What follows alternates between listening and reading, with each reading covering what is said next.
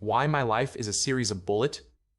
I was sitting at my kitchen table, a fresh notebook open. My pen hovered. It wasn't just a grocery list. It was things to do before grocery store. Then items to buy. Broken down by aisle. Produce first, then dairy, then frozen. Of course, everyone does this, right? I used to think I was the only one whose life felt like a never-ending bulleted list. My friends would laugh. You have a list for making a list.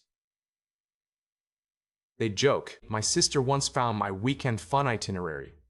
It included spontaneous park visit, scheduled for 2:30 p.m. She just shook her head. Why can't you just be? She'd ask. I'd feel a flush of shame. Was I too rigid? Too uptight? Everyone kept telling me I needed to relax, to go with the flow. But the thought of not having everything mapped out made my stomach clench. It felt chaotic. It felt unsafe. Then came my aha moment. I was drowning in work, errands, and life stuff. My head felt foggy. I scrolled through an article online. It talked about cognitive load.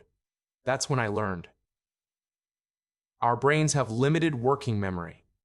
It's like a tiny desk. We can only put a few things on it at once. When that desk gets cluttered, we get overwhelmed. We forget things. We feel anxious. My lists weren't a flaw. They were my brain's ingenious coping mechanism. They were externalizing my memory, offloading all those little tasks.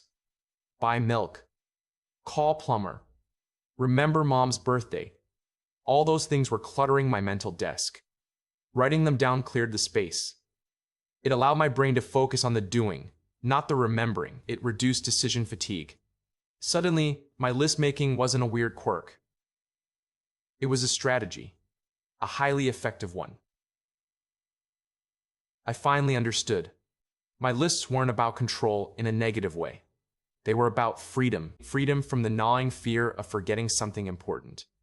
Freedom to be present in conversations, not silently cycling through mental to-dos. Freedom to actually enjoy that spontaneous park visit because I knew exactly what came before and after it.